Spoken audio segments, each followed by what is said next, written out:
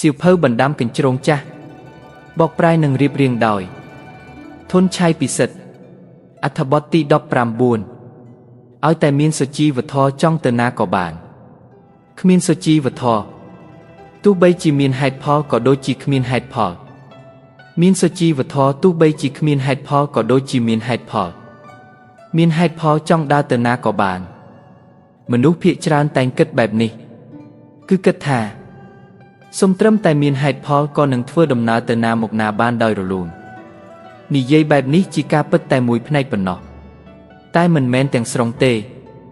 ហេតុផលនេះចែកជាប្រភេទទៅតាមគំនិតខ្លួនឯងនិងក្នុងក្រសែភ្នែកអ្នកដទៃហេតុផលតាមគំនិតរបស់ខ្លួនឯងអាចត្រូវខ្លះមិនត្រូវខ្លះចំណែកហេតុផលដែលត្រឹមត្រូវនោះលុះត្រាតែមនុស្សគ្រប់គ្នាទទួលស្គាល់និងជឿជាក់ផងដែរបែបនេះទើបគេអាចធ្វើដំណើរបានសពទីប៉ុន្តែបើសិនជាហេតុផលដែលមិនត្រឹមត្រូវវិញក៏ឃើញយ៉ាងច្បាស់ណាស់ថាជាការបង្កបញ្ហាដល់ខ្លួនឯងព្រោះអ្នកដទៃនឹងមិនគោរពហើយមិនព្រមទទួលស្គាល់ហេតុផលរបស់យើងទោះយើងអះអាងថាខ្លួនឯងមានហេតុផលតែយើងត្រឹមតែជាមនុស្សក្បាលរឹងគ្មានហេតុផលនៅក្នុងក្រសែភ្នែកអ្នកដទៃចូលសង្គមនឹងគេមិនចោះគ្រាន់តែចេញពីផ្ទះបន្តិចក៏នឹងជួបរឿងលំបាកបាត់ទៅហើយហេតុផលដែលមនុស្សទូទៅទទួលស្គាល់ស្របនឹងគុណធម៌ច្បាប់និងយុត្តិធម៌នោះមិនមែនសុទ្ធតែរលូនមិនជាប់ស្ទះជានិច្ចនោះទេ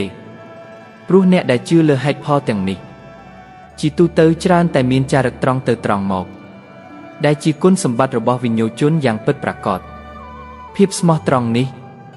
ជួនកាលបែរជាវត្ថុដែលពុំមានអំណោយផលដល់ការមានជីវិតរស់រានសុខសាន្តនោះទេព្រោះភាពមានហេតុផលរបស់យើងធ្វើឲ្យភាពគ្មានហេតុផលរបស់ជនមួយក្រុមស្តែងឡើងយ៉ាងច្បាស់ជាពិសេសនៅពេលហេតុផលរបស់យើងជួបនឹងហេតុផលរបស់ពួកគេ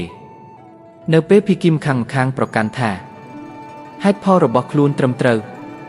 ក៏នឹងជៀសមិនរួចដែលនឹងអាចកើតមានទំនាស់ខ្វែងគំនិតនិងរបួសស្នាម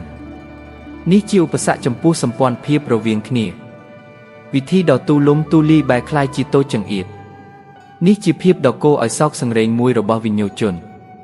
ការមានហេតុផលដែលអាចថាងាយស្រួលគ្រាន់បើម្យ៉ាងដែរប៉ុន្តែមិនទាន់ប្រកាសថានឹងអាចបោះជំហានទៅដល់សព្វទីបានដែរឬយ៉ាងណានោះទេចូលយើងសាកគិតមើលថាតើមានអ្នកធំក្តាប់អំណាចណាម្នាក់ដែលជាអ្នកមានហេតុផលពិតប្រាកដនោះ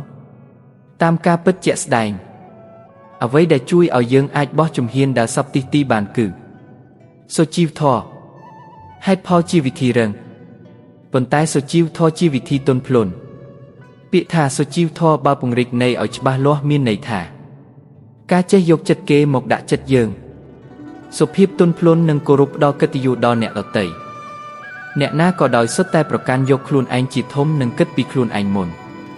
ភាពមានសុជីវធម៌របស់យើងជាធម្មតាគឺការតបស្នងអត្តាដល់អ្នកដទៃ